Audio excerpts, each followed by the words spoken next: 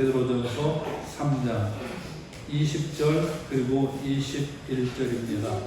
우리에게 주시는 하나님의 말씀으로 듣기를 원합니다. 그들은 전에 노아의 날 방주를 준비할 동안 하나님이 오래 참고 기다리실 때 복종하지 아니하던 자들이라. 방주에서 물로 말미암아 구원을 얻은 자가 몇 명뿐이니 겨우 8명이라. 물은 예수 그리스도께서 부활하심으로 말미암아 이제 너희를 구원하는 표니 곧 세례라. 이는 육체의 더러운 것을 제하여 버림이 아니요 하나님을 향한 선한 양심의 강군이라. 아멘. 주일을 맞아서 교회 나오니까 좋으시죠? 네. 코로나 때문에 외출을 자제하기도 합니다. 그러면 사람을 만나는 것도 어려지기도 합니다. 그래서 그냥 아무래도 집에 콕 박혀 있는 시간들이 많을 텐데 좀 답답하기도 할 거예요. 그런데 뉴턴의 만유인력의 법칙은요, 케임브리지 대학의 연구실에서 발견되어진 게 아니에요. 아시는 대로 흑사병 때문에 대학 휴교령이 내려졌고요. 그래서 이 뉴턴은 2년 동안 연구실도 못 나가고 집에, 시골집에 콕 박혀 있었는데 바로 그때 만유인력의 법칙을 발견했던 겁니다. 집에 있는 것도 이렇게 소중합니다. 하나님께서 이스라엘 백성들을 그 축복의 땅으로 인도해 나가실 때 마지막 순간이 어디였었느냐? 바로 집에 있을 때예요. 애굽의 장자들이 다 죽임을 당할 때 하나님의 백성들은 집에 어린 양의 피를 바르고 거기 있었어요. 바로 그때 보호를 받았고 거기에서부터 드디어 약속의 땅을 향해서 출발을 할 수 있었던 것이죠. 예수님께서도 어린 시절에 말씀하셨어요. 내가 내 아버지의 집에 있어야 될 줄을 알지 못하셨나이까? 이러는 거예요. 집이 이렇게 소중합니다. 집 중에서도 아버지의 집이 안전하고 아버지의 집에 있을 때 주님은 우리를 보호하시고 구원해 주십니다. 그 좋으신 주님 앞에 나오신 이 시간 여러분 어떻습니까? 좋습니다. 우리에게 주신 말씀 20절을 우리 다시 한번 같이 읽어보겠습니다. 20절 같이 시작. 그들은 전에 노아의 날 방주를 준비할 동안 하나님이 오래 참고 기다리실 때 복종하지 아니하던 자들이라. 방주에서 물로 말미암아 구원을 얻은 자가 몇 명뿐이니 겨우 8명이라. 우리 지난 주일날 주셨던 말씀하고 이어지는 거죠. 지난 주일날 보면 옥에 있는 영들이 있었는데 그들이 누구냐? 바로 노아의 홍수 때 멸망당한 사람들이라는 거예요. 그들을 향해서 곧 홍수가 납니다. 방주에 타십시오. 이러는데도 불구하고 아유 홍수 같은 소리 하네. 그러면서 그냥 귓등으로 들었던 사람들이에요. 그냥 불순종했던 사람들이에요. 그들은 결국 홍수로 인해서 멸망을 당했고 그래서 그들의 영이 바로 옥에 갇혀버린, 그래서 영원히 고통을 당하게 된 존재들입니다. 근데 하나님의 사람 노아가 얘기를 했겠죠. 홍수가 납니다. 얘기를 했겠죠. 그 방주를 짓는 동안 수도 없이 얘기를 했을 거예요. 방주 지었던 기간이 몇 년? 120년으로 알려져 있어요. 근데 그 방주를 배라는 것을 바닷가에 지어야 되는데 산 속에서 짓거든요. 사람들이 많이 물어봤을 거예요. 아니 왜 배를 산에서 지으셔요? 번째 노아는 얘기했겠죠? 홍수가 난대요. 하나님께서 그래서 여기 산에다가 배를 지으라고 하셨어요. 여러분들 빨리 홍수가 오기 전에 다 하나님 믿어야 됩니다. 수도 없이 얘기를 했겠죠.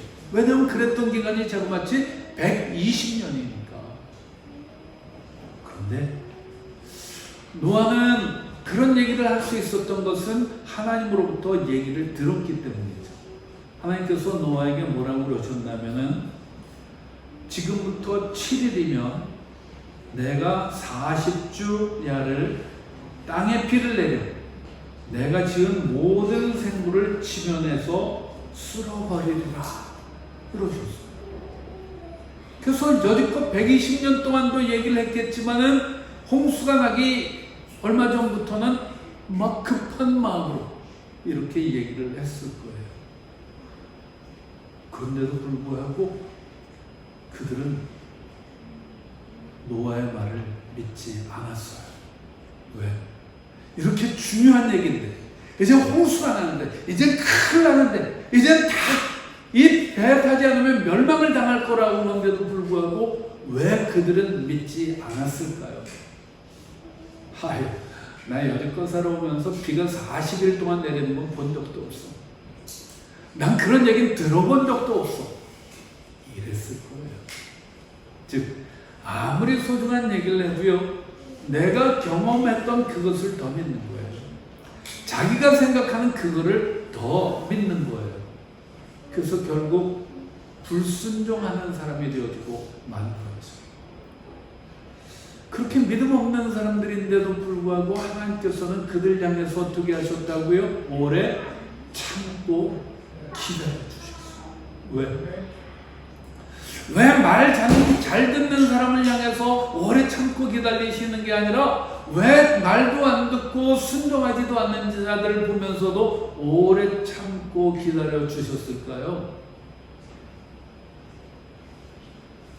디모데전서 2장 4절에서는 이렇게 얘기를 합니다. 하나님은 모든 사람이 구원을 받으며 아멘 진리를 아는 데 이르기를 원하시느니라. 모든 사람들이 구원받기를 원하시기 때문에 오래 참고 기다려 주시는 거죠. 우리들이 나름 성격이 급하기도 하잖아요. 그런데도 불구하고 기다려야만 하는 것들이 있어요. 밥을 지을 때도요, 제가 요즘 밥하잖아요. 그런데 아무리 급해도 좀 기다려야 돼요. 그런 게 하면요, 어떤 때는 밥 기다리는 것도 좀 너무 길고 바쁘고 이러니까 3분 라면을 끓이는데도 불구하고 얼만큼 기다려요? 네, 3분은 기다려야 돼요. 그런 게 하면요, 제 아내가 아픈데 회복되기를 기다리고 있어요. 어떤 일들은 3분만 기다려도 되고 5분만 기다려도 돼요. 근데 어떤 것들은요, 오랫동안 참아야 되고요, 오랫동안 기다려야 하는 일들도 있어요. 우리 부모님들은 다 아시죠? 우리 아이들이 부모가 원하는 것처럼 척척 성장해주고 척척 말 잘 듣고 척척 제길 찾아가지고 그러면은 참 좋겠는데 그렇지 않을 때가 있어요. 그때 부모님들은 어떻게 하시죠? 기다려주는데 짧게 아니면 오래 참고 기다려요. 근데 부모님들이 자식들을 보면서 이제 오래 참고 기다리는데 그때 하시는 말씀들이 있어요. 뭐라고 하시죠? 그럼 우리 자식들은 대기만성이야 이러면서 이제 더 좋아질 거라고 얘기를 해요. 그런가 하면은 또 이런 얘기들도 우리 많이 들었어요. 개구리도 멀리 뛰려면은 좀 웅크려야 돼 이러기도 하죠. 그런가 하면 또 이런 얘기도 합니다. 비행기는 클수록 활주로가 길어야 돼. 우리 아이들을 내가 이렇게 오래 참고 기다려야 되는 건 우리 아이들이 크게 될 놈이기 때문에 활주로가 긴 거야. 이런 거죠. 이런 얘기들은 내 자식들 실망하지 말고 내 자식들 힘내라고 격려하는 말이기도 하지만요, 사실은 우리 자신을 향해서 하는 말이기도 해요. 그런 소망이 있어야 우리가 오래 참고 기다릴 수 있기 때문이죠. 전 며칠 전에 이런 걸 봤어요. 어떤 엄마가 저한테 보여주는 거예요. 목사님, 이것 좀 보세요. 그러면서 자기 휴대폰을 보여줘요. 뭔가 했더니 사춘기 내 아들. 자기 아들을 그렇게 기록을 해놓은 거예요. 그래서 제가 그걸 보면서 무슨 생각을 했을까요? 와, 아들이 참 잘하는구나 이랬을까요? 아니면 이놈이 꽤 속을 썩이는구나 어땠을까요? 네. 사춘기 내 아들 꽤 속을 썩이는 거예요. 그런데도 불구하고 엄마는 그 아들을 참고 기다려주는 거예요. 왜 이렇게 오래 참고 기다리는 거예요? 사랑하니까. 아멘. 사랑하니까 기다려주는 거예요. 사랑하니까 참는 거예요. 여러분, 사랑이 식어버리면요, 대뜸 떠나버리는 거예요. 약속 시간 5분 늦었다고 떠나는 것, 5분이 지루해서 떠난 거예요? 아니면 사랑이 식어서 떠난 거예요? 사랑이 식어서. 사랑하지 않으면요, 오래 기다릴 수가 없는 거예요. 하나님께서 우리를 향해서 오래 참고 기다리셨다는 것은 우리를 사랑하기 때문이라는 것이죠. 아멘. 여러분, 우리를 향한 그 하나님의 사랑을 꼭 알 수 있기를 원합니다. 때때로 우리가 잘못할 때도 있어요. 근데 그때 하나님께서는 우리를 뭐라고 저장해 놓으실까요? 사춘기 내 아들. 하나님께서도 우리를 향해서 그렇게 기억하시면서, 그래, 지금 네가 힘들어서 그렇지, 이러면서 오래 기다려 주실 줄로 믿습니다. 자, 20절 우리 다시 한번 봐요. 다시 한번 보는데, 하나님이 오래 참고 기다리실 때 복종하지 아니하던 자들, 그들이 이제 영이 옥에 갇혔어요. 그런데 그들 중에서 이제 구원을 받는, 그 방주에서부터 읽어봅니다. 방주에서 시작. 방주에서 물로 말미암아 구원을 얻는 자가 몇 명뿐이니 겨우 8명이라. 몇 명이라고요? 구원받은 자가? 8명. 겨우 8명. 하나님께서 그렇게 오래 참고 기다려 주셨는데 구원받은 건 겨우 8명뿐이 되는 거예요. 오래 참았는데, 정말로 모두가 구원받기를 원해서 오래 참았는데, 근데 그 기다림에 대한 보상이 너무 적은 것 아닐까요? 겨우 8명이라는. 그런데 중요한 건요, 하나님께서는 바로 그 겨우 8명을 가지고 또다시 세상을 만들어 내셨다는 것이죠. 우리가 생각할 때, 8명 갖고는 그건 너무 적지 않나? 8명 갖고 뭘 할 수 있겠어? 이럴 수 있는데, 하나님께서는 바로 그 적은 사람들 가지고 새로운 일들을 이루어내셔요. 아멘. 예수님께서도 겨우 12명의 제자만 뽑으셨어요. 그리고 그 12명으로 새로운 세상들을 만들어냈잖아요. 그러면 하나님이니까, 예수님이니까 그런가요? 아니에요. 이순신 장군도 겨우 13척인데 뭐라고 그래요? 이 신에게는 아직 13척의 배가 남아 있습니다, 이러잖아요. 그러면서 그 명량해전을 승리로 이끌어내잖아요. 비록 적어도요, 누구의 손에 붙들리느냐가 중요합니다. 네.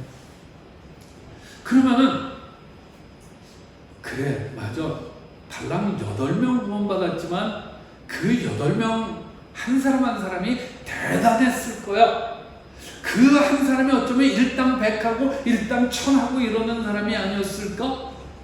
천만의 말씀이에요. 아시죠? 그 8명 구원받았던 중에 노아가 있어요. 근데 노아는요, 와, 구원받은 게 너무 신나갖고 그만 포도주를 마시다가 술이 취해갖고 자식들 앞에서도 부끄러운 모습을 드러냈어요. 그러면 노아는 그렇지만 그 자식들이 훌륭했나요? 그런 것 같지도 않아요. 아버지가 그렇게 술 취해서 부끄러운 일을 했을 때 그 부모의 잘못을 덮어주기는커녕 들춰내고 쑥덕쑥덕 이랬던 자식들이에요. 그걸 보면요, 그 구원받은 8명이 대단했던 사람들이 아니라 그냥 평범했던 그런 사람이라는 것이죠. 그런데 그럼에도 불구하고 하나님께서는 그 8명을 통해서 새로운 세상을 만들어 내셨다는 것이죠. 우리는 그걸 보면서 빨리 은혜를 받아야 돼요. 와, 그래, 나도 특별한 사람이 아니다라는 생각을 할 때가 있죠. 그런가 하면 나는 능력도 부족하고 나는 몇 명 되지도 않는데 가진 힘도 별로 없는데, 근데 그런 생각이 들 때도 이 겨우 8명이라는 이 말씀을 통해서 우리가 은혜 받을 수 있기를 원합니다. 그래, 우리가 비록 별것 아니고 나 몇 명 되지도 않지만 그런데도 하나님께서 우리를 통해서 놀라운 일을 이루실 거야. 이 기대가 우리 속에 넘쳐날 수 있기를 원합니다.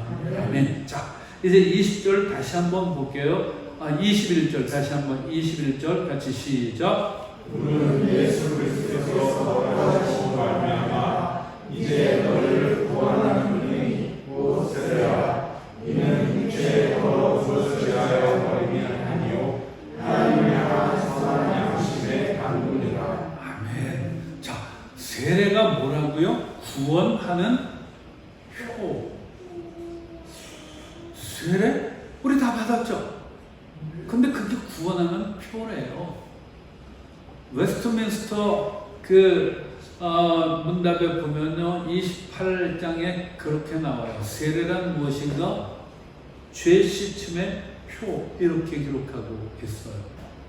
우리가 세례를 받았다는 건 우리가 그동안 지었던 모든 죄가 씻음을 받았다. 이제 그것을 알려주는 거예요.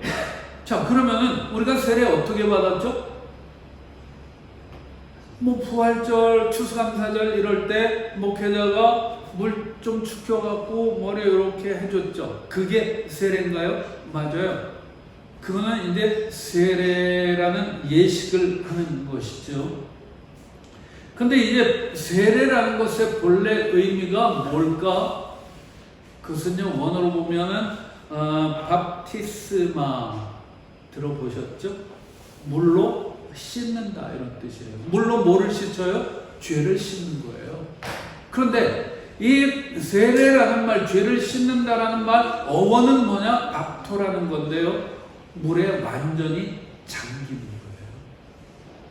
그래서 침례교라는 것도 있죠. 물에 완전히 잠궈 버리죠. 왜 그렇게 해요? 물에 완전히 잠길 때 우리의 죄가 씻기고 깨끗하게 되어진다, 이런 의미입니다. 근데 우리의 죄라는 게 물에 한번 푹 들어갔다고 다 씻어지는 건가요? 그럴 리 없어요. 우리가 지은 죄가 씻겨지는 건요, 은혜 속에 잠겨야 되는 거예요. 은혜 속에.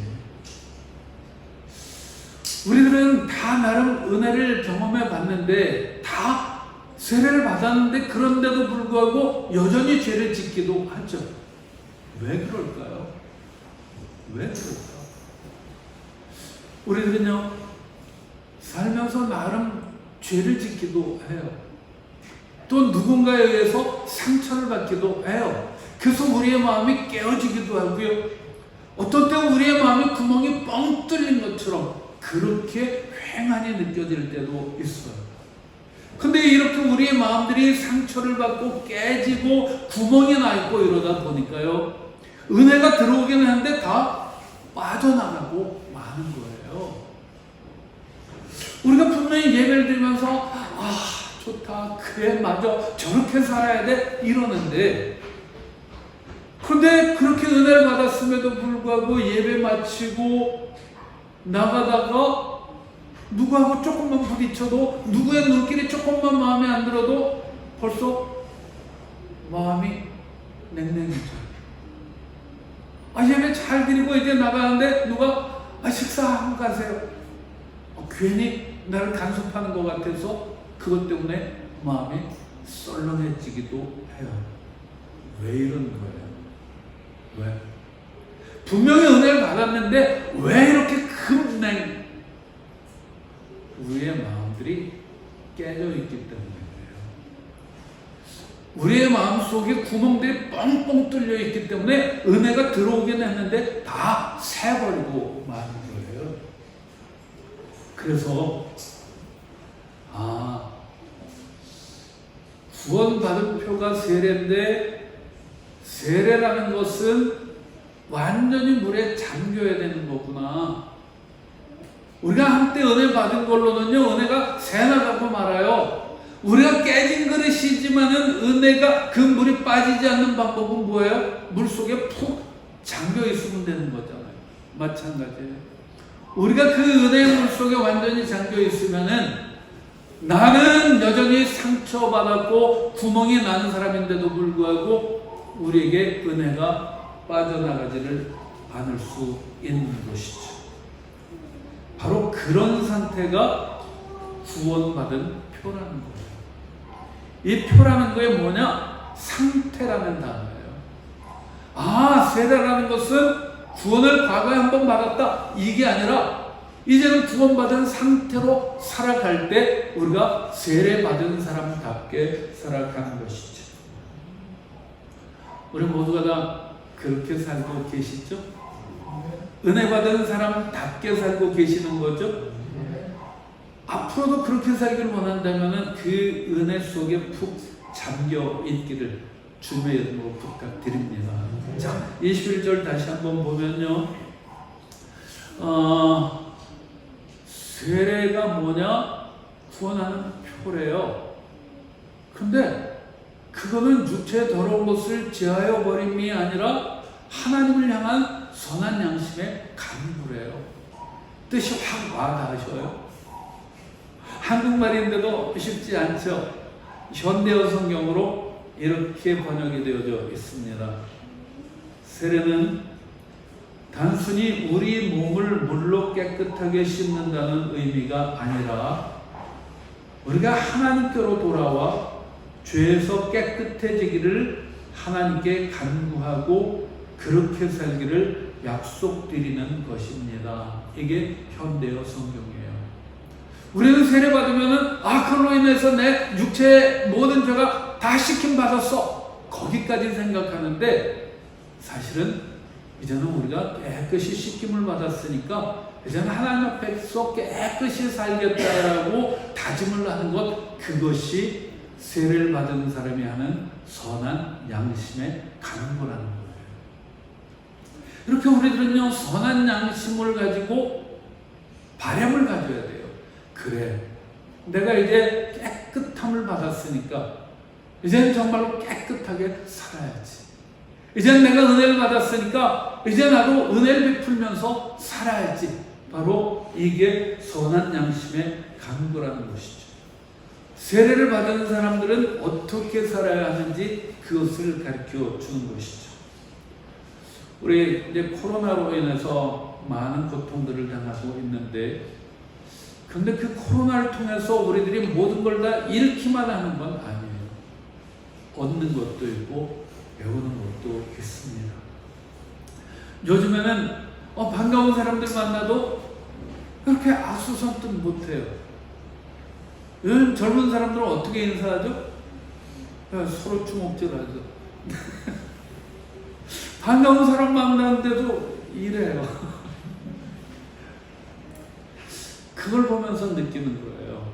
야, 평상시 우리 좋은 사람 만나면 악수도 하고 끌어안기도 하고 이랬었는데, 야, 지금은 그런 것도 못하는구나.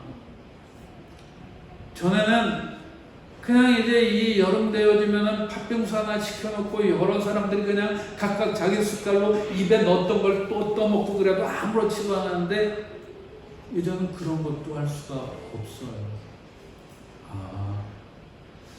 일상생활 아무것도 아닌 것 같았는데 이것도 다 은혜가 있을 때만 할 수 있는 일이구나. 우리는 그 일상이 얼마나 감사했던 일인지 이제 깨달아야 되고, 그런 일상을 주셨던 하나님께 감사해야 합니다. 그게 바로 선한 양심의 간구입니다. 우리들 그 대구에 있는 병원에서 간호사들 얘기 들었죠.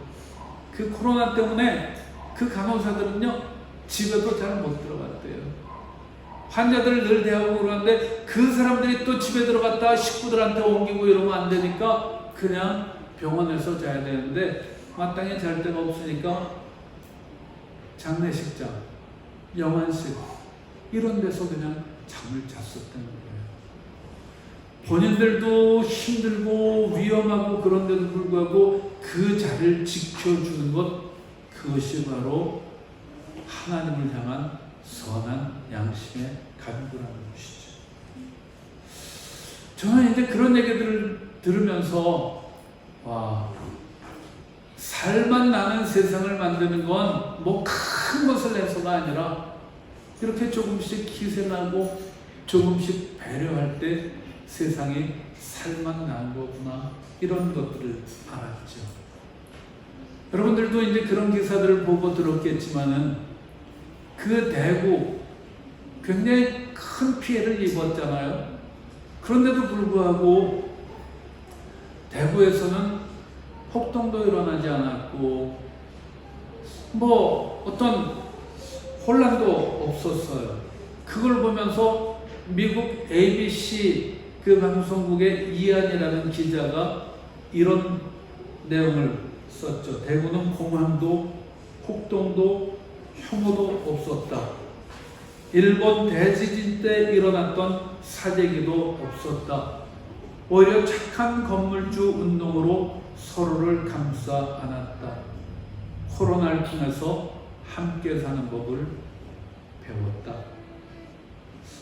함부로 남들을 탓하지 않고 오히려 내 것을 가지고 베푸는 모습, 그런 것이 바로 하나님을 향한 선한 양심의 간구인 줄로 믿습니다. 코로나 때문에 많이 힘들긴 해요. 그런데 우리나라를 바라보는 시각들이 많이 바뀌었죠. 이렇습니다. 이동훈이라는 분이 이런 얘기를 해요. 위기에서 사람의 인격이 드러나고 극한 상황에서 도시의 품격이 확인된다. 위기를 당했는데 그때 처리하는 걸 보면서 전 세계가 지금 우리나라를 다시 보고 있는 거죠. 우리는 이 코로나 때문에 많은 얘기들을 들었는데, 저는 그때 들었던 얘기 중에 가슴에 딱 와닿는 얘기가 있었어요. 바로 장애물 경기, 허들 경기 얘기입니다. 우리가 장애물 경기를 하는데 그 앞에 우리를 가로막고 있는 그 허들들, 근데 그것은 넘어지라고 있는 것이 아니라 넘어서라고 있는 것이다. 아멘. 우리 사는데도요, 많은 장애물들이 있어요. 근데 하나님께서 왜 그 백성된 우리들 앞에 많은 장애를 놓으실까요? 넘어지라고, 아니면 넘어서라고? 넘어서라고. 우리가 이제는 장애물을 대하는 우리의 마음 자세를 바꿀 수 있기를 원합니다. 하나님께서는 우리에게 세례를 주셨어요. 그 홍수를 통해서 구원을 받은 사람은 겨우 8명이 있지만은 이제 그것을 통해서 우리에게 알려주셨어요. 물로 인해서 통해서 멸망당하는 사람들도 있지만 장애를 통해서 물을 통해서 구원을 받는 사람도 있다는 것이죠. 그리고 그 구원을 받은 사람들은 어떻게 살아야 되는지 그것을 알려주시는 것이죠. 세례를 받은 사람들은 이제 하나님께서 나를 깨끗하게 하셨으니까 이제 다시는 더럽혀지지 말고 살아야지. 바로 그 마음을 갖는 게 선한 양심의 간구라는 것이죠. 자, 이제 오늘 주셨던 말씀들 정리해 보도록 하겠습니다. 하나님께서는 오래 참고 기다려 주셨어요. 왜? 우리들이 구원받기를 원하셨어요. 그럼 왜 우리들이 구원받기를 원하시는 거예요? 우리를 사랑하시는 거예요. 아멘. 성경의 어떤 말씀을 통해서라도 우리를 향한 하나님의 사랑을 깨달을 수 있기를 원합니다. 아멘. 자, 우리 보니까 아이가 하나 있어요. 예쁜 아이가 있어요. 자, 저 아이를 향한 할머니, 할아버지? 네. 왜 아이를 저렇게 안아주고 쓰다듬어주고 왜 데리고 나오는 거예요? 사랑합니까? 사랑합니까? 부모가 자식을 위해서 하는 모든 것들은 다 사랑하기 때문에 우리를 향한 부모의 사랑도 알고 우리를 향한 하나님의 사랑도 알 수 있기를 원합니다. 그리고 그 주님께서는 우리들이 모두가 다 구원받기를 원하시고요. 이제는 우리의 삶 속에서 구원받은 표가 나타나기를 원하십니다. 구원받은 표라는 것은 구원받은 사람의 상태로 살아가는 거예요. 내가 구원받았으니까 이제는 다시는 멸망에 이르지 않도록 조심을 해야 되는 거고, 내가 이제는 깨끗함을 받았으니까 이제 다시는 더럽혀지지 않으려고 애를 쓰면서 사는 것, 그것이 바로 구원받은 표라는 것이죠. 그리고 우리들이 이제는 내가 그 은혜를 받았으니까 내가 남들에게 선한 일들을 하면서 살아갈 때 그것이 하나님을 향한 선한 양심으로 산 것인 줄로 믿습니다. 같이 기도하겠습니다. 참 좋으신 하나님,